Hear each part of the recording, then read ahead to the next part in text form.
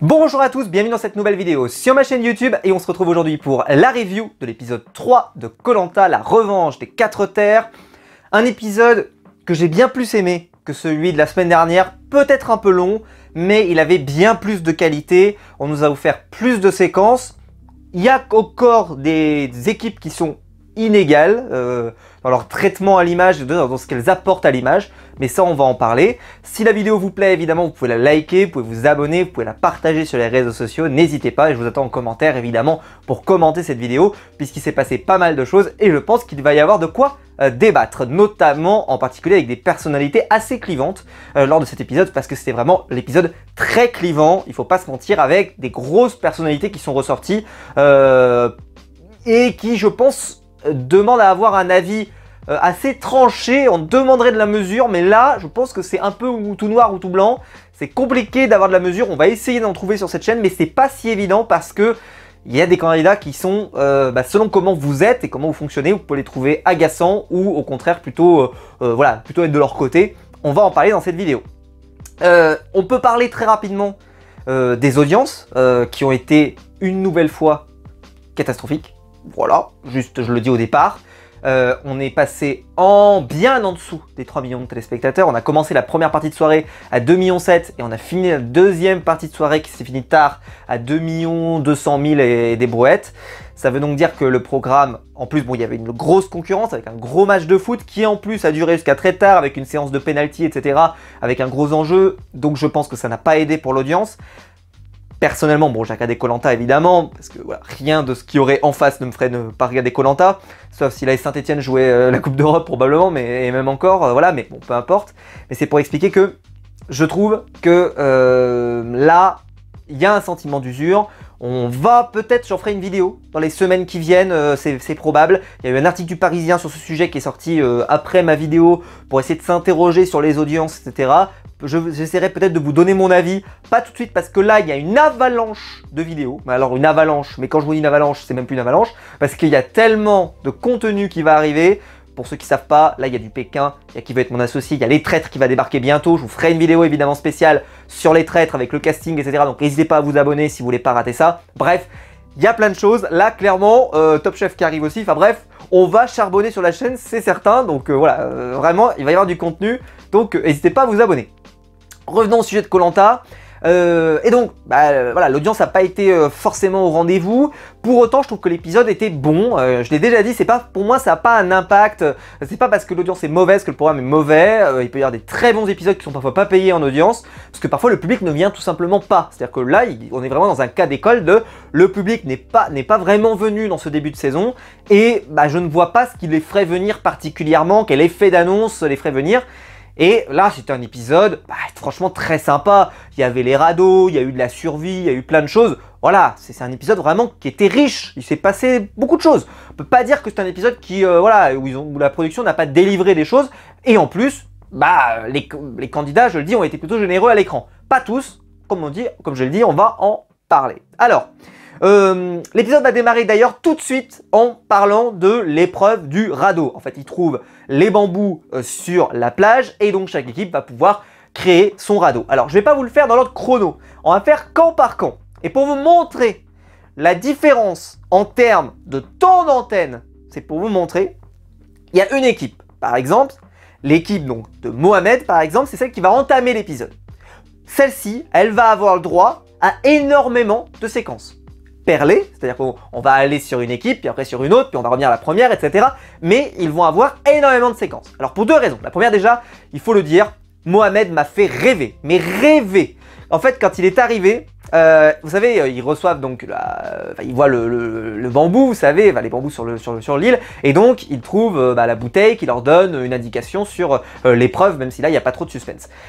Et quand il a attrapé la bouteille, il s'est mis à chanter, à marmonner on pourrait dire, ou à mimer, comme vous voulez, peu importe, mais à marmonner on pourrait dire une des chansons de Koh Lanta, tu sais. Alors un peu comme le... Tu vois, des choses comme ça. Et là, il se met à le faire, et la production, immédiatement après, met la chanson qu'il était en train de mimer. Oh là là, mais c'était magnifique, la production sur ce coup était formidable, j'ai adoré. Et pour info, si je faisais Koh-Lanta, j'adorerais le faire, ce genre de truc, tu vois. Et vraiment, Mohamed, je vais pas dire qu'il a réalisé un de mes rêves, mais franchement, ça faisait tellement, je le ferais moi, donc j'étais trop content de voir quelqu'un le faire. Donc ça m'a fait marrer, donc voilà. Ensuite, on a une sorte de suspense sur cette île, puisque la question qui va être posée, c'est est-ce que Alan va revenir sur le camp? Bon. Voilà, et donc on a des doutes, et on voit qu'une nouvelle fois, Andrea, qui était déjà en PLS sur l'île de l'exil, vous vous en souvenez, ce matin, elle est à nouveau en PLS. PLS épisode 2, donc elle est en position fétale sur le camp et elle ne bouge plus. Donc les autres vont fabriquer le radeau évidemment, et donc ça fait monter la tension parce que bah, ils trouvent qu'elle s'implique pas et ils commencent à en avoir ras-le-bol, surtout Johanna qui en avait déjà ras-le-bol sur l'île mais qui là en a encore plus ras-le-bol, et donc ça monte un peu dans les tours. Elles s'apprécient absolument pas toutes les deux, en plus on se doute un peu de comment ça va finir puisqu'on le sait que Andrea a un colis d'immunité, donc si tout le monde vote contre elle, c'est Johanna qui va partir et qui va le payer très cher. Mais, donc ça c'est un peu téléphoné, c'est peut-être un peu dommage parce que ça risque d'amener un conseil très prévisible mais qui peut avoir un côté un peu sympa, mais on verra, ça peut être jouissif de le voir, parce que je pense qu'elle peut avoir ce côté de t'as vu, t'as voulu m'éliminer, bah voilà, bam, dehors. Bon, on verra si elle le fait comme ça, mais vu le personnage, à mon avis, ça va être dans cette ambiance. Et donc je disais, j'ai adoré l'épisode de départ d'épisode de Mohamed parce que bah voilà, j'ai aimé voir ça. Et puis après, je l'ai trouvé un peu agaçant de mon côté. Alors pas agaçant dans le sens pénible, mais dans le sens, il va voir énormément Johanna. Il a le cœur sur la main. Vous allez me dire, Maxime, qu'est-ce qui se passe? Tu dis que quelqu'un qui a le cœur sur la main, il est agaçant. Mais il est agaçant parce que je trouve que là, il essaye vraiment de trop bien faire. C'est-à-dire que là, il voit une personne qui est en difficulté, il se dit, bah je vais aller la chercher, je vais la remobiliser, etc. Au final, franchement, elle lui le rend pas particulièrement, quoi. Elle en a rien à foutre, elle est à la limite de l'envoyer chier. Il est généreux, quoi. Il y a un moment, je le trouve presque trop gentil. Et être trop gentil dans Koh-Lanta, c'est pas forcément une qualité, c'est ce que je veux dire. C'est-à-dire que là, j'ai trouvé qu'il abusait. Alors en plus, donc voilà, Andrea, elle en a rien à foutre. Elle dit même d'ailleurs, qu'on gagne, qu'on perde, j'en ai rien à faire, c'est pareil. Johanna, elle m'énerve, elle ne parle que d'elle-même. Elle ne parle que d'elle-même, oui, parce que, alors ça c'est sa grande lubie, en fait, il y aurait des candidats sur l'île qui aimeraient bien, enfin qui aiment bien qu'on parle d'eux, de ce qu'ils ont fait, des accomplissements. Bah, c'est sûr qu'on risque pas de parler des tiens, parce que toi t'as passé ton temps à dormir sur le camp. Donc tes accomplissements à toi, tu as très bien roupillé. Ah, c'est sûr, on risque pas d'en parler. Non mais franchement, c'est insupportable, mais ça, c'est l'esprit humain dans ce que je déteste moi, c'est-à-dire ceux qui font des choses, on les critique parce qu'eux ils font des choses, et ceux qui ne font rien se permettent de critiquer ceux qui font des choses. C'est insupportable, elle est invivable. Et je le dis, oui elle nous a offert plein de séquences, etc. Mais franchement, elle est invivable. Il faut le dire, elle est invivable. Et donc Mohamed, qui n'a pas la conscience d'esprit de se dire peut-être effectivement elle est bien invivable, alors il essaye, tu vois, de prendre le parti, machin. J'ai trouvé qu'il en faisait beaucoup, quoi. Mais bon, voilà, moi en tout cas personnellement, je trouve que Mohamed là, à un moment, faudra la lâcher. Je sais pas si ça sera la prochaine fois, mais il faudra peut-être la lâcher parce qu'à un moment, c'est bon, stop, quoi. Mais bon, peu importe. Mais voilà. Et donc Mohamed d'ailleurs va faire un peu le tampon entre Johanna et Andrea. Il va essayer, voilà, de manœuvrer un peu les deux, d'aller voir un peu tout le monde, etc. Je trouve que c'est compliqué parce que on sent quand même que lui aussi il se dit bien, franchement elle est sur le camp, elle fout rien et elle est à moitié. Alors, il a de la peine parce qu'il voit bien qu'elle est pas bien, etc. Mais à un moment, voilà, Johanna elle va le dire d'ailleurs, elle dit bah, moi aussi je suis fatigué, moi aussi j'ai mal, moi aussi, enfin voilà, j'ai pas bouffé, machin, etc. Et j'en fais pas tout un cirque, et que si jamais vraiment elle en a marre, et ben hop, dehors quoi, il y en a peut-être d'autres qui méritent. C'est un argument qui peut se tenir dans l'absolu. Mais c'est surtout parce que moi je pense que ce qui fait monter en pression, c'est aussi que elle fait des choses et en plus elle se fait critiquer, voilà, t'en as ras la casquette quoi. Donc bon, rien ne va, et déjà la dernière fois c'était assez invivable, mais là sur la séquence des radeaux, franchement, voilà, il y a un moment, Mohamed est trop gentil. Là il faut le dire, je pense qu'il est trop gentil. C'est bien, hein, c'est une qualité d'être trop gentil, normalement je parle, mais là je t'ai trouvé trop gentil. Il y a un moment, parce qu'en plus surtout que si tu ne dis pas à la personne, là alors elle pourrait être malade, etc. Mais t'es un peu en train d'abuser quand même, parce que là tu te rends bien compte que toi tu ne fais rien et tu critiques ceux qui font des choses, etc. elle pourra pas prendre conscience qu'elle est en train de faire n'importe quoi. D'ailleurs, je me dis, Andrea qui regarde les images, comment elle se voit, comment elle se constate? Est-ce qu'elle se dit, mais je suis dans la raison, on diffuse pas toutes les séquences et il manque des choses, j'aimerais bien savoir, tu vois, son retour à l'image. Mais parce que nous, ce qu'on en voit, c'est juste une personne qui ne fait rien et qu'à chaque fois qu'elle se lève, il y a des gens qui font des trucs, elles font, c'est invivable, c'est invivable. Enfin bon. Vous me dites dans les commentaires, mais je vous expliquais au tout début de la review, c'est compliqué d'avoir de la mesure parce que, je veux dire, on peut avoir voilà, cette tendresse de se dire, elle est pas bien, ok, mais à un moment, il a de la patience Mohamed, hein. Moi j'en aurais pas tant quand même, mais bon. Alors Mohamed aussi d'ailleurs en plus, quand ils mettent le radeau, il voit que le radeau il coule. Donc il dit d'ailleurs, analyse d'expert, hein, pour moi le radeau, il va faire glouglou. Expertise, ça c'est de l'expertise, ça, au niveau. Et bon bah spoiler, oui il fait glouglou. Alors là, en plus ils s'en rendent compte. Et ce qui m'a un peu surpris c'est qu'ils ne font aucune modif. Alors est-ce que vraiment ils ne peuvent plus faire de modif? Alors je suppose bien qu'avec les nœuds qu'ils ont fait, il y a des choses que tu peux plus modifier. Mais c'est à dire qu'ils avaient vraiment tout... Enfin je sais pas, des fois ils essayent quand même. Moi ce que je comprends pas c'est que tu peux à la limite commencer la construction, tu regardes ce que ça donne, et peut-être tu construis pas en entier, puis après tu rajoutes des rondins, tu rajoutes d'autres rondins, pour pouvoir, voilà, si tu sais pas, tu peux avancer à tâtons. T'as l'impression que là, ils ont avancé, puis hop, ils le jettent à l'eau, et puis ils s'en rendent compte qu'ils coulent. Je sais pas, je trouve que c'est un peu... Quand tu sais pas, encore quand t'as une idée, je peux comprendre, mais quand tu sais pas vraiment et que t'avances à tâtons, je pense que tâtonner, ça veut dire aussi faire des tentatives, et pas se mettre dans une configuration où si t'as fait ça, tu peux plus revenir en arrière. Mais bon, peu importe, mais en tout cas, c'est vrai que on voit très vite qu'il a un problème, ce radeau. Bon. On passe à un autre camp. Il y a Noémie, on a son portrait. Donc elle est, en fait, elle aime faire du bateau. C'est pour ça qu'on le diffuse à ce moment-là. Et c'est elle qui s'occupe de la construction du radeau. Bon, elle construit pas des radeaux dans la vraie vie, hein, juste elle aime faire du bateau. Bon, donc c'est sa spécialité, elle fait du radeau. Et ben là, on n'aura pas beaucoup de séquences. Franchement, il va rien se passer de particulier, parce qu'en fait, ça va être très plat. Mais pourquoi? Parce qu'il y a une personne qui est en charge, elle a la compétence, les autres n'ont pas cette compétence, ils se remettent sur elle, et voilà, ils actent. Donc il n'y a pas de débat. On en reparle tout à l'heure, gardez bien ça en tête parce que c'est une importance capitale. C'est-à-dire que là, il y a une personne qui a une compétence. Écoutez bien, hein, personne qui a une compétence. Et donc, enfin, on estime qu'elle a une compétence. Que ça soit vrai ou pas, ça on va voir. Mais elle a une compétence, on écoute, on applique. Ok, on y revient, n'oubliez pas.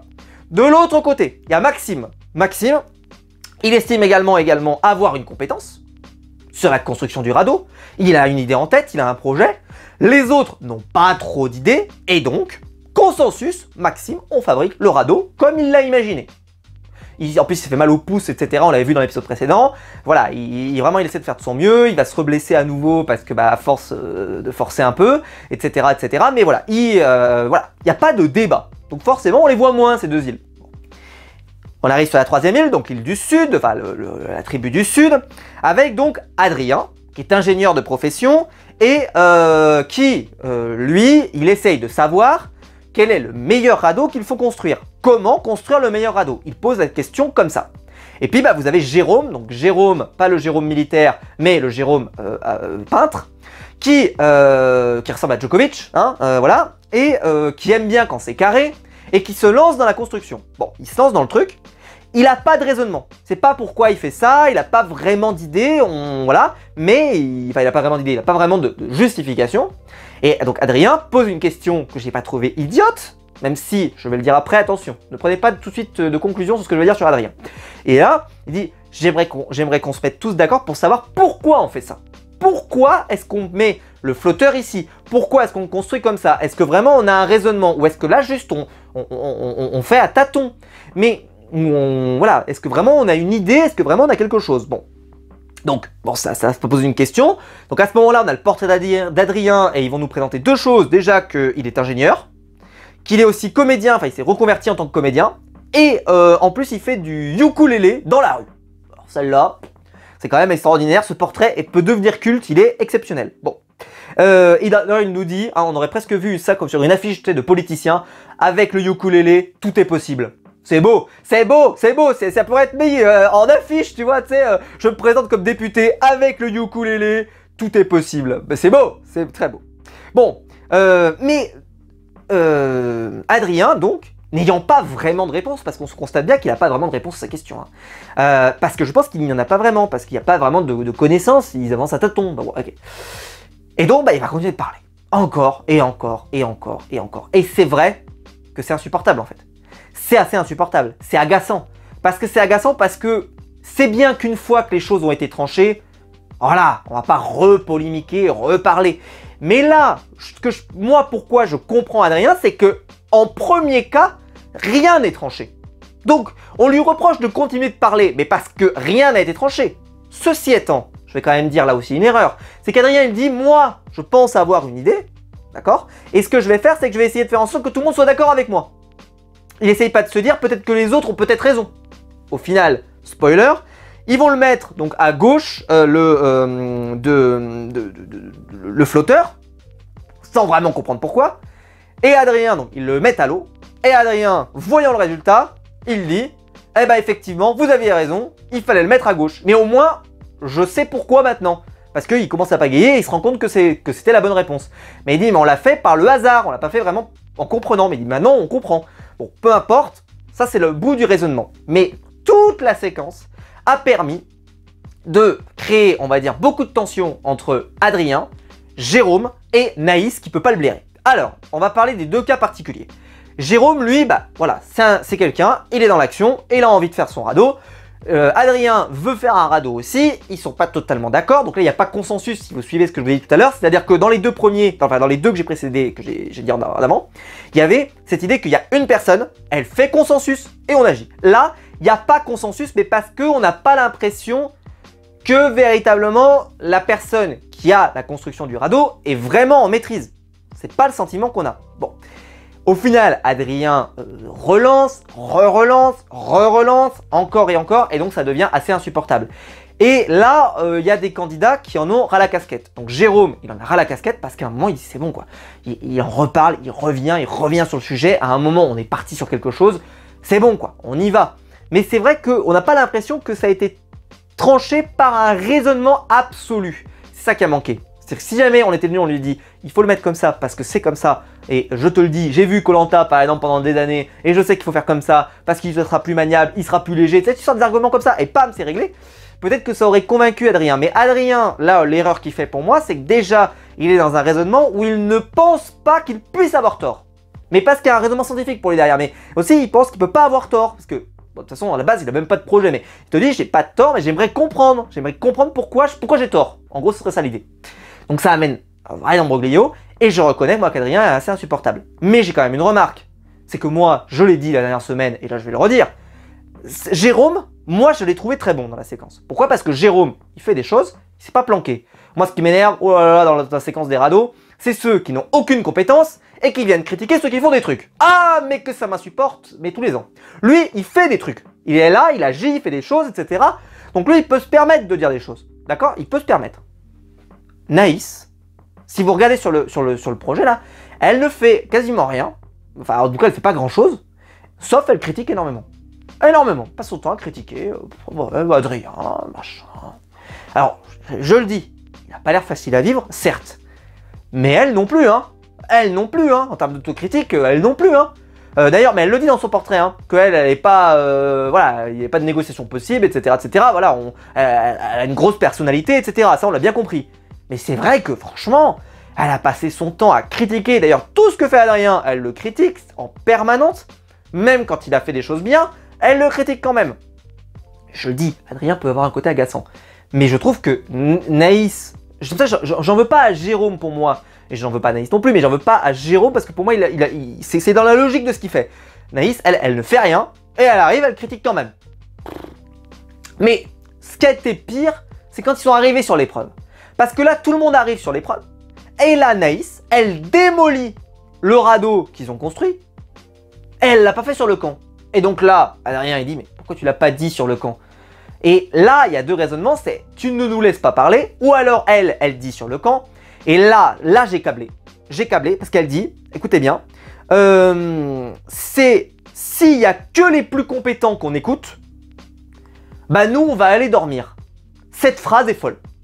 La phrase a été prononcée comme ça. Hein. Si c'est les plus compétents qu'on écoute, on va aller dormir. Alors derrière ça, il y avait un peu cette idée de, c'est les gens qui sont les plus diplômés qu'on écoute.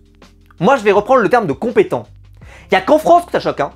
Il n'y a qu'en France qu'on peut s'exprimer quand on n'a aucune compétence. Ça, c'est le grand adage des politiciens qui s'expriment parfois sur des sujets où ils ont zéro maîtrise. Rien, ils ne savent rien. tu vois, sur les énergies renouvelables, etc. Des fois, ils ne savent rien. Rien du tout, ils ont fait aucune école d'ingénieur, rien, machin, et ils arrivent et ils te balancent des trucs, bam, on est sûr, machin, etc.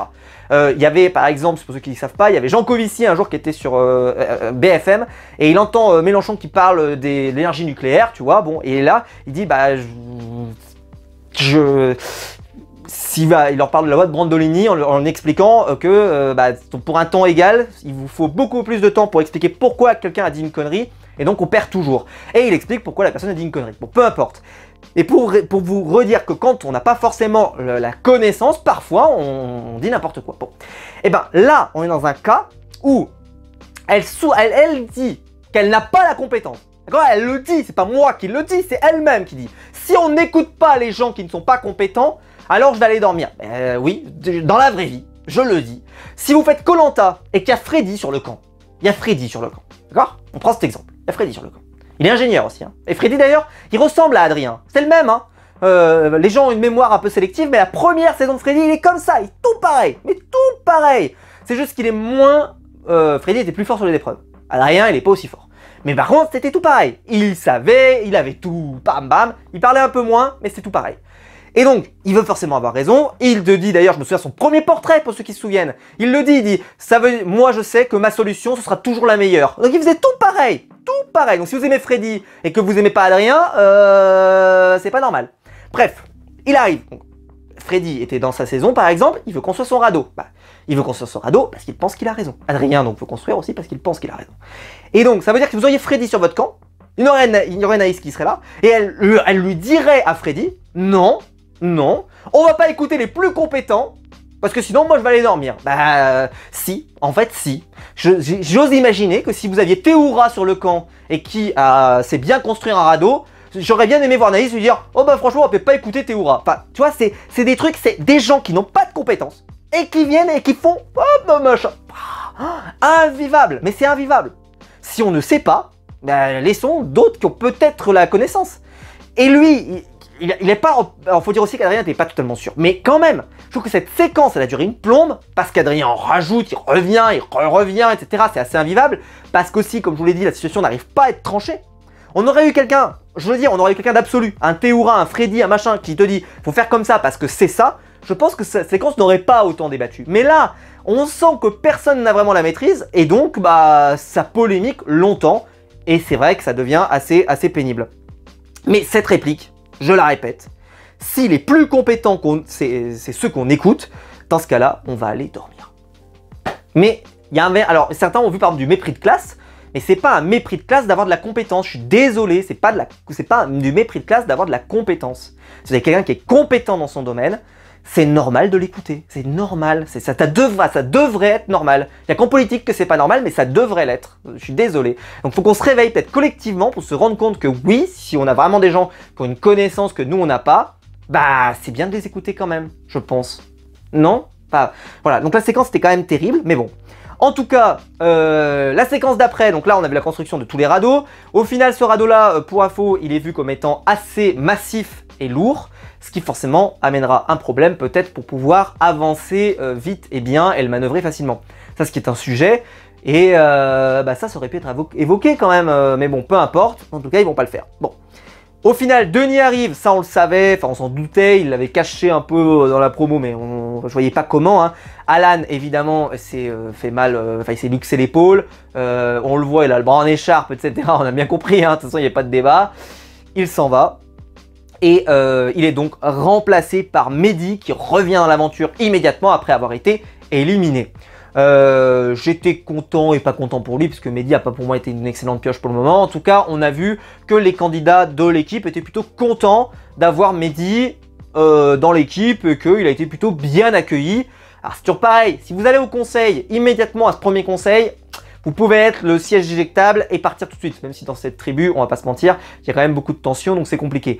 Mais voilà, c'est un peu le tout ou rien. Mais là, vu que ça va plutôt bien tourner pour eux, dans l'absolu, il n'y a pas ce problème. Bon, on apprend aussi que Adrien, il est blessé au pied, il marchait sur la plage, et puis il s'est fait mal, il s'est coupé une partie du pied sur un coquillage ou je sais plus quoi. On apprend bah, évidemment que Maxime, lui, s'est nouveau fait mal au doigt et que ça pisse à nouveau, etc. Il a peur de ne pas pouvoir faire l'épreuve. Ouais, c'est une saison où il commence à y avoir pas mal de blessures, pas mal de gens qui se sentent pas bien, etc. Moi, je pense qu'il faut le mettre aussi avec conditions, évidemment, sur le camp. Moi, je suis le premier, quand c'est très très humide, à tomber malade, parce que bah, quand vous avez pas la possibilité de vous sécher, etc., et donc vous avez une tendance bah, à vraiment rester dans cette humidité, bah, ça peut vous rendre malade, je peux le comprendre. Et là, en plus, si vous avez des petites blessures, etc., eh ben, ça doit pas être jojo et ça doit être terrible. Parce que bah, l'hygiène n'y est pas, enfin, ça doit être compliqué. Mais bon, voilà, en fait, on a beaucoup déclopé. Mais en tout cas, on va partir maintenant pour l'épreuve de confort. Pour l'épreuve de confort, en fait, elle s'est déroulée en 4 temps. Donc forcément, ça a amené 4 tours, ce qui peut être un peu long. Ceci étant, c'était quand même sympathique, mais je pense qu'ils ont fait une erreur dans l'ordre. Alors j'en parle juste après. D'abord, donc ils font un tirage au sort. Ce sera donc les bleus contre les verts, premier tour. Orange contre violet au deuxième tour. Les gagnants s'affrontent dans la finale. Les perdants s'affrontent et donc le dernier perdant va sur l'île maudite. Et le gagnant de la finale, de la vraie finale, remporte la récompense qu'il choisit. Et l'autre part évidemment comme d'habitude avec l'autre récompense. Il y avait le kit de pêche ou alors 3 poissons déjà pêchés. Ok. On voit bah, ce qu'on attendait, hein. C'est-à-dire que les violets, eh bien, je vais reprendre l'expression de Mohamed, ils font glouglou. Ah, ils font bien glouglou. Ah, il a des petits pouvoirs de prophète, hein, Mohamed, parce qu'il voit l'avenir. C'est-à-dire que oui, ce truc il fait glouglou, bah, il fait bien glouglou, on va pas se mentir. C'est une évidence. Là, il a des pouvoirs d'oracle, il est là, il a vu, j'ai vu l'avenir, j'ai eu une révélation dans la vie. Il fait glouglou, eh ben je te confirme mon grand, il fait glouglou, mais bien comme il faut. Il n'avance pas du tout, il se traîne et il coule. C'est un sous-marin le machin, bref, ça n'avance évidemment pas du tout. Et donc ils vont se faire rattraper, mais alors à la vitesse de la lumière, évidemment, par les oranges. Par les bleus, pardon. Ensuite, vous avez donc bleu contre vert, pardon, excusez-moi, hein, bleu contre vert. Vous avez donc les violets contre les oranges, excusez-moi. En fait, ils ont commencé par les violets oranges, pardon, excusez-moi. Donc c'est les oranges qui remportent la victoire. Ensuite, les verts contre les bleus, donc c'est les verts qui remportent la victoire. Pourquoi? Parce que les bleus, c'est pas que leur radeau est mal foutu, mais c'est qu'il avance moins vite et qu'il est plus lourd, comme ça avait été dit par Naïs, il était trop lourd. En plus, il y avait un tirage au sort, alors j'en reparle juste après, vous le gardez en tête ça, parce que ça, bref, je vais pas faire polémique pendant 15 jours, mais voilà. Donc les bleus avancent moins vite, ok, très bien. On arrive à la finale, donc la grande finale. Les verts affrontent les oranges, et c'est les verts qui remportent la victoire, avec donc le radeau de Maxime, qu'il n'a pas pu faire l'épreuve puisque il était blessé, donc il a été disqualifié de cette épreuve. Et ça, c'était assez spectaculaire, assez extraordinaire, etc. Voilà, il n'y a pas de souci, mais bon, bravo. Et donc voilà. Qu'est-ce que je vous ai pas dit? Petite finale, violet contre bleu. Cette fois-ci, les violets, ils coulent encore. Et donc ils se retrouvent sur l'île de l'exil, et donc il n'y a pas de suspense sur cette deuxième finale, puisque on avait vu qu'ils étaient déjà en train de couler au premier passage, donc ils m'ont recoulé. Ce qui fait que moi j'aurais inversé, j'aurais mis d'abord la petite finale qui n'avait aucun suspense, et après j'aurais mis la finale qui elle avait du suspense, parce que forcément pour la finale t'as 2 radeaux qui fonctionnent bien normalement, et donc ça doit amener du suspense. Alors que là, à la petite finale, il y a probablement un des 2 radeaux qui fonctionne pas bien, c'est probablement pour ça qu'ils sont au dernier. Voilà, c'est ce qui se produit, donc je pense que l'ordre était pas bon, j'aurais inversé. En tout cas, les verts, eux, ils vont choisir le kit de pêche, et les oranges, ils récupèrent les poissons. Ils étaient très contents de récupérer les poissons, puisque bon, ils avaient pas mal galéré sur les épreuves et tout, donc ils étaient contents. Au final, on retourne sur les camps de chacun, on a une séquence de pêche, qui n'est pas très fructueuse, malheureusement, qui ne paye pas pour les candidats. C'est le risque, hein, quand vous prenez tout le kit de pêche, ils disent on prévoit long terme, ouais, sauf que là, court terme, même juste court terme, ils n'ont rien pêché, donc l'avantage pour l'instant d'avoir le kit de pêche a été de 0. Les autres parlent, eux, par contre, avec 3 poissons.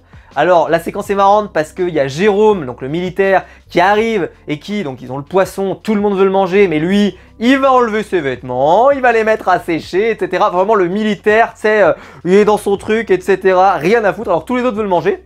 Ce qui est marrant, c'est qu'ils l'attendent, alors ils auraient pu peut-être pas l'attendre, je sais même pas s'ils l'auraient mal pris, peu importe, mais on le voit, il arrive, et tu sais, ça se voit qu'il s'excuse même pas, mais pour une annonce, il dit, je suis désolé, mais j'ai fait ce qu'il fallait, j'ai emmené mes frags, etc. Oui, je sais, ce poisson nous fait tous envie, mais écoute, il faut faire les choses dans la priorité, et la priorité, c'est pas le poisson, machin. Et c'était marrant de voir un peu ce débat s'installer, la séquence était marrante parce que ça se voit que Jérôme, il le fait pas pour être agaçant, il le fait parce que c'est comme ça, faut le faire, voilà. Et donc voilà, il faut le faire, et on comprend pourquoi il fait ça, mais c'était marrant. Bon, bref.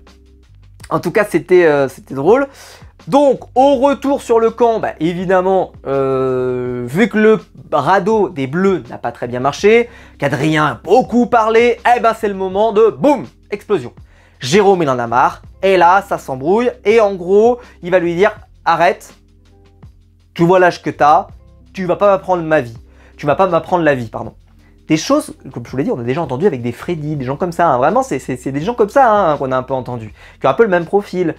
Bon, au final, c'est bien parce que ça permet quand même qu'ils en parlent, ça fait un peu, ça crève l'abcès. Pierre-Marie essaye un peu de ménager tout le monde, de se mettre un peu au milieu de tout le monde, etc. Il essaye vraiment de faire de son mieux. Et la seule qui va pas parler, c'est Naïs. Parce que elle cherche même pas à essayer d'arrondir les angles, elle ne peut pas avec Adrien, elle en a ras la casquette, elle a hâte qu'il s'en aille, etc. Bon. Faisons les choses simples, il n'y en aura qu'un des deux qui va continuer, c'est une évidence. Mais voilà, c'est ce qui va se produire, c'est que on ne voit pas de scénario où ces deux ensemble vont continuer d'avancer dans l'aventure. C'est certain que ça va s'arrêter d'une manière ou d'une autre. Voilà, il va y avoir un chamboule-tout, c'est certain. Soit l'un ou l'autre va partir, voilà, c'est une évidence, ils ne peuvent pas continuer ensemble. Voilà. Mais je ne sais pas quand est-ce que ça va se produire. Les violets donc, se retrouvent sur l'île de l'exil, et Andrea, eh ben, elle retrouve son spot de l'épisode précédent, où elle était en PLS sur les cailloux, et elle se retrouve en PLS épisode 2, c'est-à-dire que c'est le même, mais alors le même spot, le même plan, elle se remet au même endroit, et rien à foutre. Alors la première fois elle te disait qu'elle était malade, mais là c'est juste qu'elle en a plus rien à secouer, parce que malade, pas malade, en fait elle en a rien à foutre. Elle s'assoit, et puis voilà. Et là, bah, forcément, bah, Johanna, donc on a son portrait qu'on avait déjà vu, m'a semblé, mais c'est bizarre, ils ont rediffusé. Portrait, donc elle est esthéticienne, elle a été sportive de haut niveau, etc. etc. On ne sent pas qu'il était plus long que le portrait qu'on avait déjà vu, mais peut-être que c'est moi qui me cours. Mais en tout cas, bon, c'était sympathique. Et bah, on découvre que pendant la nuit, Andrea, elle fait du bruit avec les cailloux, mais la séquence est folle, la séquence c'est une dinguerie. Et Andrea, mais aucune remise en question, elle en a rien à foutre, etc., etc. Elle en fout pas une, enfin vraiment, mais franchement, je pense que c'est invivable, c'est invivable. Mais bon, mais je pense que si vous lui demandez, je pense que de son point de vue, elle faisait jamais rien de mal, etc. Mais pour les autres, je pense qu'ils doivent se dire, c'est relou. Alors, on voit vraiment, mais elle fait un bruit, mais elle jette des cailloux comme ça. Et on voit, mais ça dure un moment, on peut ça, vraiment. Putain, c'est terrible quoi. Enfin bon. Mais bon, donc elle en peut plus quoi, Johanna. Donc elle pète un boulon, elle en peut plus, et voilà, ça part un peu, bah voilà, ça se dit pas des trucs très, très sympathiques. Et là, mon préféré de la saison, Jérôme, donc le militaire, il va se remettre à faire le feu. Voilà, il est galvanisé, ils ont mangé du poisson, etc. Et ils décident de faire le feu. Ça, je sais pas si vous vous souvenez, ça fait déjà plusieurs fois qu'il essaye. Et là, il arrive à faire le feu. Alors, pourquoi ça m'a impressionné? Pas parce qu'il y est arrivé. Parce que c'est impressionnant qu'il y soit arrivé. Puisque bah, les conditions climatiques sont terribles. C'est pas ça qui m'intéresse. Pas du tout. Ce qui m'intéresse, c'est le fait qu'il ait continué de persévérer jusqu'à là. Il aurait fait le feu, tu vois, le premier jour. Il arrive, il met des bambous, clac, le feu démarre. C'est impressionnant. C'est impressionnant. Mais c'est pas pareil que de faire le feu après avoir attendu, là ils sont déjà là depuis 7 jours, donc avec affaibli, ils peuvent avoir la tête qui tourne, ils ont pas mangé, etc. Et le mec, militaire dans l'âme, machin et tout, il a pas lâché. Il continue d'essayer, rien à faire. Il lâche pas le morceau, il lâche pas l'affaire, pas dans le genre obstiné, un peu malaise comme Sarah avait pu l'être, ou d'autres, voilà, un autre qui a voulu éteindre son feu, vous souvenez. Et voilà, c'est pas vraiment la même destination, c'est plutôt le côté de je vais continuer, j'essaye, on voit ce que ça donne, etc. Avec le côté rigueur, il me fait beaucoup penser à Thibaut InShape, un peu dans ce côté-là, tu sais, rigoureux, machin, je vais faire mes pompes tous les jours, je fais mon machin, bah voilà, il y a ce côté rigueur, et qui est cool, quoi, qui est cool à voir. Et on voit que c'est pas pour se la raconter, c'est pas pour... Non, il le fait même pas pour les autres, il le fait vraiment pour lui, il a envie de le faire, il a envie d'essayer, les autres sont autour, ils regardent évidemment, mais voilà, il essaye, et là il arrive à le faire démarrer. Sauf que, eh ben, le feu démarre, sauf que la nuit cette fameuse nuit où donc Andrea a acheté des cailloux, et bien là sur leur île, il pleut des cordes et ils vont pas réussir à sauver le feu. Enfin, en tout cas, Jérôme ne va pas réussir à sauver le feu. Alors, il y a un peu ce côté de, est-ce qu'on en veut à Jérôme de ne pas avoir sauvé le feu? J'ai envie de dire, c'est lui qui l'a allumé. Ça la foutait mal quand même de lui en vouloir. Et alors, il y en a quand même une qui a quand même la présence d'esprit de dire, si lui, militaire, un peu, voilà, maniaque, n'y est pas arrivé, il est fort probable que nous n'y serions pas arrivés non plus. Il faut être honnête. Et donc, ils lui en veulent pas particulièrement, mais c'est vrai qu'ils sont très déçus. Bon, on voit que les conditions climatiques sont terribles, vraiment, mais là, ça pleut énormément, ça joue sur le moral des candidats. D'ailleurs, c'est peut-être pour ça aussi qu'il y a beaucoup de tensions aussi. Ça doit s'expliquer aussi par le fait que les conditions climatiques sont très dures et que donc ça pèse sur le moral des candidats. Et donc forcément, à un moment, ça peut péter plus facilement, tu vois. Ils doivent être de moins bonne humeur que si effectivement il faisait beau, mais bon, c'est comme ça. Et ils vont tous partir pour l'épreuve d'immunité. On arrive donc à l'épreuve d'immunité qui est une épreuve qu'on avait déjà vue dans sa forme. Il y a des candidats qui doivent tirer une corde, ils doivent soutenir une structure qui doit tenir pendant 3 secondes, il y en a un qui vient poser des éléments, etc. Franchement, c'est une épreuve qu'on a déjà vue, en tout cas dans son modèle. Bon, ok. J'ai oublié dans ma review, et là je viens de me rendre compte maintenant, donc je vais en parler maintenant. Je reviens à l'épreuve de confort, mais ça marchera pour cette épreuve, c'est pour ça que c'est pas si grave si je le dis à rebours. Vous aurez constaté, si vous avez été attentif, qu'ils n'ont pas fait de tirage au sort genré. C'est-à-dire qu'ils n'ont pas dit « on tire les filles, on tire les garçons, nanana. » Non, ils ont tiré tout le monde. Rien à foutre. Ils ont tiré tout le monde. On est d'accord qu'en plus, c'est l'épreuve du radeau, par exemple, sur la première. Donc l'épreuve du radeau, il y a quand même une force physique dans les bras. Ne faites pas dire ce que j'ai pas dit. Hein. Sarah, par exemple, elle nous met KO tout le monde. Donc, il y a des femmes qui peuvent être très fortes. On le voit d'ailleurs dans certains portraits. Hein, Johanna, quand on la voit sur sa poutre, etc., on peut se dire qu'elle a, à mon avis, des sacrés muscles. Donc, loin de moi de vouloir dire que les femmes ne sont pas musclées. Mais en tout cas, bon, il faut donc un tirage intégral, ce que moi je réclame depuis déjà longtemps. Pourquoi? Parce que ça amène souvent le fait qu'il y ait tellement de candidats qui ne jouent pas, parce que tu es obligé d'enlever des filles, des garçons, etc. Donc tu te retrouves avec très peu de candidats qui peuvent faire l'épreuve parfois. Parce que là, pour mener l'équilibre, il aurait fallu enlever peut-être un garçon et une fille dans chaque épreuve, dans chaque équipe. Et donc il aurait fallu qu'ils jouent à 3. C'est-à-dire qu'ils auraient dû faire l'épreuve du radeau à 3, et même pas à 4. Donc il va y avoir l'un des radeaux, où il va y avoir un garçon de plus par exemple. Et là, ce sera pareil, il y aura un garçon de plus pour l'une des épreuves. Bon, parenthèse refermée. Pourquoi je vous dis ça? C'est que moi je suis content que ça soit fait comme ça. Moi ça m'agace parce que forcément en plus ça amène des fois à une sorte d'acharnement dans les boules noires. Forcément, quand il y a plus de candidats qui tirent les boules noires, il y a un tout petit peu moins de risque d'acharnement. Un tout petit peu moins. Là, bah forcément, voilà, c'est plus complexe. Mais là, je pense qu'ils se sont dit, bah, pour l'épreuve du radeau, à 3, ils vont pas y arriver. Donc, il faut le mettre à 4. Et donc là, ils vont faire pareil pour celle-ci. Parce que là, on voit bien que pour les cordes, eh ben, il faut bien être 3. Et peu importe fille ou garçon, mais il faut bien être 3 plus une personne qui vient mettre les objets. Sinon, l'épreuve n'existe pas. Elle ne peut pas marcher, cette épreuve. Elle ne peut pas fonctionner. Donc, ils sont obligés de le faire non genré. Donc là, c'est par le jeu, parce que je suis pas certain que c'était prévu à l'origine. Mais là, vu les éliminations et les choix des candidats, ils n'ont pas le choix. Ils sont obligés de le faire comme ça. Alors, question, là ils sont donc obligés, ils le font, pourquoi vous ne le faites pas systématiquement? C'est débile de faire en sorte qu'il y ait tellement parfois de candidats qui ne jouent pas sur une épreuve. C'est trop, il y a trop de candidats qui jouent pas parfois. Donc c'est bien, je trouve que c'est vers ça qu'on devrait aller, et pas juste parce que c'est la situation, l'épreuve proposée qui l'impose, mais plutôt parce que c'est comme ça qu'il faudrait que les épreuves soient proposées. Bon bref. Il faut le dire aussi, vu que les tribus sont très petites, il suffit qu'il y ait 2 candidats qui partent, et bah forcément, ça se voit tout de suite et c'est énorme. Bon, peu importe. En tout cas, on se retrouve donc avec l'épreuve qui va démarrer et donc ils s'apprêtent à faire les tirages au sort. Et Andrea, elle se sent pas bien et elle s'assoit sur le sol et là Johanna va lui dire « Non mais franchement, c'est bon quoi, abandonne quoi. Abandonne, c'est bon, t'en peux plus, c'est bon, tu me prends la tête en plus, machin, etc. » Elle dit, ah c'est bon, vous pouvez l'écarter de moi là parce que j'en ai marre, etc. machin. Et elle part sur brancard.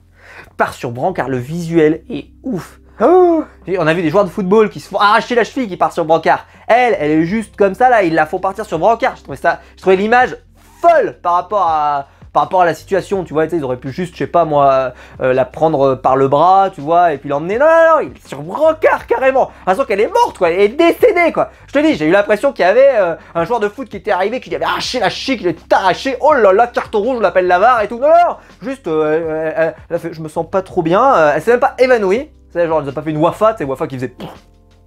Qu'est-ce qui se passe, Wafa? Ben. Je sais plus. Voilà, mais non, non, ça c'était la spéciale Wafa. Dans ceux qui ont suivi les saisons de Wafa, voilà, Wafa. Tu fais pas gaffe, tu regardais pas, tu disais où est Wafa? Ah oui, elle est là, pardon. Bon, elle a pas fait ça, elle c'est plutôt, elle a fait je me sens pas bien, je vais m'asseoir. Donc au final, elle participe pas à l'épreuve, mais là où la phrase de Denis, elle est là pour abattre, c'est que il y a Denis, donc en voix off, qui est là qui fait bon, elle ne se sent pas bien, et donc l'équipe médicale estime qu'elle n'est pas en état de faire l'épreuve, mais, elle le dit quand même, mais rien de grave selon l'équipe médicale. Alors attendez, vous aimeriez savoir, soit elle n'est pas capable, soit il n'y a rien de grave, mais ces deux phrases peuvent pas normalement cohabiter dans la même phrase. Est-ce que ça sous-entendrait que Johanna, que Johanna a un peu raison et qu'elle s'écoute beaucoup, Andrea, c'est possible. En tout cas, les médecins n'ont pas l'air d'excler, alors faut le dire aussi, elle est très très mince. Donc je pense que ça aide pas, c'est-à-dire qu'elle, la privation, ça doit lui faire particulièrement de mal. Je vais pas rebondir, je vais pas redire. Le truc qui m'agace, ils ont toujours pas de riz. On est déjà au 7e jour. Nous ne sommes pas là pour assister à une expérience sociale qui vise à savoir si les gens meurent de faim. Spoiler, oui. D'ailleurs, il va leur donner 3 allumettes, pardon. Pas de riz, mais 3 allumettes. Oh, grand seigneur. Oh, grand prince, Denis. Hein. C'est un saint homme. Non mais, enfin, je sais pas, mais il y a eu du riz pendant très longtemps dans Koh Lanta et ça n'était pas le Club Med. Ça n'était pas le Club Med. Là, on a l'impression que si Denis il donnait du riz au départ de l'aventure, ça deviendrait les Baléares. Ça n'est pas les Baléares. Il pleut, ils crèvent la dalle, ils ont pas de feu, il fait froid, ils en prennent plein la gueule, ils dorment sur des cailloux, etc. Ça n'est pas le Club Med. Merde! Il y en a marre, ils ne donnent pas de riz, je ne sais pas pourquoi, je ne comprends pas. Je ne m'explique pas. Surtout qu'en plus, ça amenait des stratégies à l'époque, pour ceux qui se souviennent. Il y avait des gens qui décidaient de tout le consommer avant la réunif, d'autres qui voulaient pas le consommer, d'autres qui voulaient le compter, etc. Peu importe, mais ça amène des tractations. Comment on le gère en tout cas. Mais là, ils ne leur donnent rien. Ça fait plusieurs années qu'ils font comme ça. Pour les All-Stars, t'as un peu le côté de ils sont déjà expérimentés, donc on peut se permettre. Mais là, ils sont pas expérimentés, ces gens qui démarrent. Donc je comprends pas pourquoi ils font pas ça. Je ne le comprends pas. C'est-à-dire qu'ils ont fait ça depuis maintenant quelques années pour que ça soit dur. Mais c'est dur, Koh Lanta. C'était pas le Club Med à l'époque non plus. C'était pas le Club Med. Vous allez dire à Grégoire et à sa saison qu'ils étaient en train de faire le Club Med? À Théoura dans sa première saison, aux saisons de Claude, à ceux qui ont fait la saison 2, 3, 4, etc. Vous allez leur dire que c'était le Club Med. Ils vont vous regarder et vont dire bah non, c'était pas le Club Med.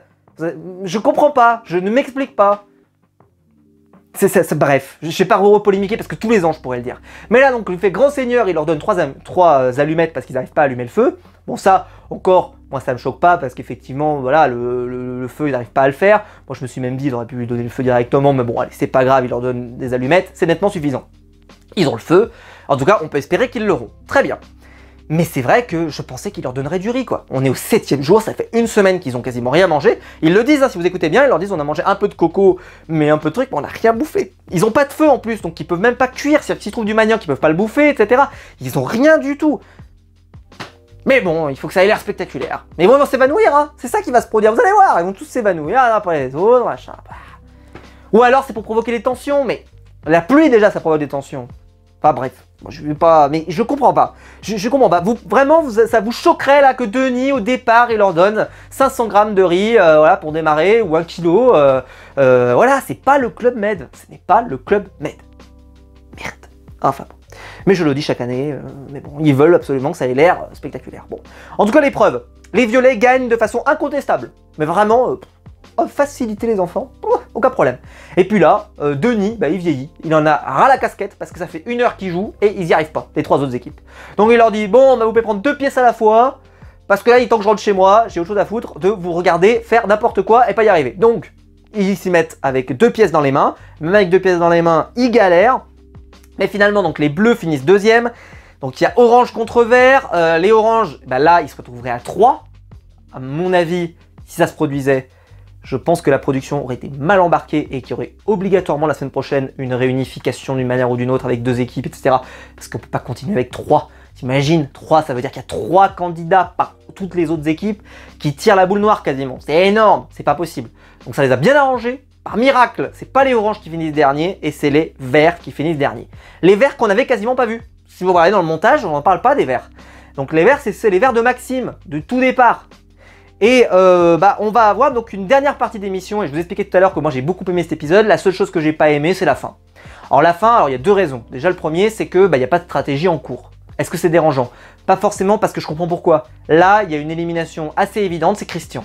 Christian n'est pas super bien intégré, il est très vieux, et voilà. Ils se disent, il faut qu'on l'élimine. Il n'a pas l'air de souffrir de la faim. Il y a une deuxième option potentiellement à discuter, c'est Benoît, parce que Benoît, il semble assez HS. Je me suis dit, il y a un monde où Benoît, il fait semblant, enfin, en gros, au lieu d'abandonner, on l'élimine. Ça, c'est déjà arrivé dans Koh-Lanta, hein. C'est déjà arrivé. C'est déjà arrivé d'ailleurs que Denis fasse revoter. Je suis pas sûr qu'il l'aurait fait, mais ça aurait été marrant qu'il le fasse. C'était il y a quelques années. Bon, parenthèse refermée. En tout cas, ils sont sur le camp. Et Christian et Maxime discutent un peu. Maxime d'ailleurs va se tromper de prénom, il va l'appeler Christophe au lieu de Christian, bon peu importe. Mais il se passe pas grand chose. Et pour 2 raisons. La première, c'est qu'il n'y a pas vraiment de tractation parce que tout le monde est d'accord. D'ailleurs, le vote aura lieu à l'unanimité, Christian va partir. Mais une deuxième remarque qui est plus forte, c'est que il n'y a même pas de tractation parce que ils sont tous là. À un moment, les filles, elles sont sur la plage, comme ça, elles font. Toi, tu sais pour qui tu votes? Ouais, moi je reste sur mon truc. Et toi? Bah moi aussi. Et puis toi? Ah bah moi aussi. Et voilà. Et en fait, il n'y a pas de débat. Pourquoi voudriez-vous qu'il y ait débat? Et donc, ça offre pas de séquence. Donc là, t'as rien à faire avec cette... Qu'est-ce que tu veux faire? Donc ils meublent un peu avec Christian et Maxime dans la forêt, machin, mais... il se passe rien, quoi. Alors Maxime, il dit un peu, ah, attends, il faut que je fasse attention, parce que Christian, il est peut-être un peu exclu, mais moi-même, je suis pas forcément dans le trio des filles, plus, elles ont plutôt Benoît et pas moi. Donc attention que je sois pas éliminé, avec mon pouce, on sait jamais, tu vois. Donc bon, il est un peu inquiet, mais finalement, à la fin de l'épisode, en tout cas, Christian s'en va. Christian s'en va, il est éliminé, il est déçu, mais il s'en va. Bon. Mais voilà, pas vraiment de séquence. Et cette dernière partie de l'émission va pas nous offrir particulièrement de séquences. Par exemple, surprenant, mais je sais pas pourquoi, on n'a pas vu les candidats allumer le feu. C'est-à-dire ceux à qui on a donné les allumettes, on les a pas vus allumer le feu. Bizarre. Ça aurait pu offrir au moins une séquence dans chacun des camps de les voir essayer d'allumer le feu. Ça, même ça, on l'a pas eu. Donc bon, c'est vraiment, voilà, on sentait qu'il fallait qu'on finisse. Peut-être qu'ils ont perdu beaucoup de temps sur le radeau aussi au départ de l'épisode. C'est pour ça que cette partie-là, la review a duré vachement longtemps parce qu'on a passé beaucoup de temps là-dessus. Parce qu'il se passait beaucoup de choses. Et que là, à la fin, je pense qu'ils se sont dit aussi, on n'a rien à se mettre sous la dent, il n'y a aucune séquence intéressante. Et on accélère sur la fin. Le conseil, il n'y a pas vraiment d'enjeu. D'ailleurs, au conseil lui-même, ils ne se disent rien, mais vraiment rien. Je crois qu'il y a 2 phrases. Il y a Christian qui parle pour dire que lui il souffre pas trop de la faim, etc. Et c'est terminé. Ils ne se disent rien. Donc voilà, ça n'a pas été un bon conseil. Pour ceux qui sont fans un peu de strat, un peu de retournement de situation avec des conseils iconiques, celui-ci était nul, mais nul par la situation qui fait que Christian va s'en aller.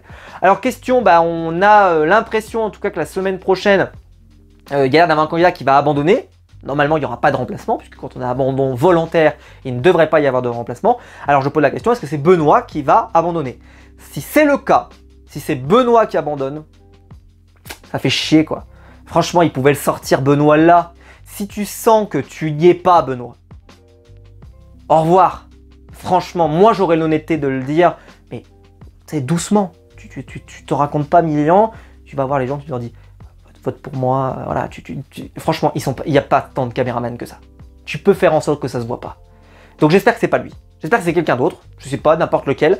Mais si c'est lui, je vais dire franchement, Christian, il y était encore. Dans la tête, il y était encore. Il avait encore envie, etc. Benoît, on le voit sur l'épreuve. Il est, mais à la rue. On le voit, il est comme ça, il est à la rue. Donc j'espère que c'est pas lui. Parce que franchement, je trouve que c'est pas cool. C'est pas cool pour les candidats qui, eux, ont encore la niaque, ils ont encore envie de tout donner. Et lui... voilà, c'est sûr quand tu vas pas au conseil, tu peux pas faire ça. Mais là, t'as l'occasion. Presque on te propose de partir, tu vois. T'as qu'à montrer, tu vois, tu te mets sur le camp, limite tu fais semblant de t'évanouir, enfin j'en sais rien, tu fais de la comédie, peu importe. Si tu veux pas qu'on ait l'impression que t'abandonnes volontairement, t'en rajoutes des caisses, tu dis je me sens vraiment pas bien, hop, tu t'évanouis, je m'en fous, mais là vraiment c'est triste quoi. On verra, je veux pas le juger, si c'est pas le cas et que la semaine prochaine je me suis trompé, je le dirai. Mais voilà, si c'est le cas, c'est con parce que Christian, voilà, il avait peut-être encore envie, il a peut-être encore des choses à montrer et il pourra pas. Et ça, c'est quand même un peu idiot. Mais bon, c'est mon avis. Voilà. J'espère que la vidéo vous aura plu en tout cas. Si c'est le cas, vous pouvez la liker, vous pouvez vous abonner. Dites-moi vous évidemment ce que vous en pensez. Est-ce que vous êtes plutôt team Adrien ou plutôt team Naïs? Quel est votre avis évidemment sur Andrea? Est-ce que vous êtes plutôt Johanna ou plutôt Andrea? Comme je vous l'ai dit, je pense qu'il n'y aura pas vraiment de mesure dans les commentaires. Mais dites-moi votre avis. Est-ce que vous êtes d'accord avec moi ou est-ce que vous n'êtes pas d'accord? Je vous attends avec impatience. On se retrouve très vite évidemment pour des nouvelles vidéos sur ma chaîne YouTube. Ciao!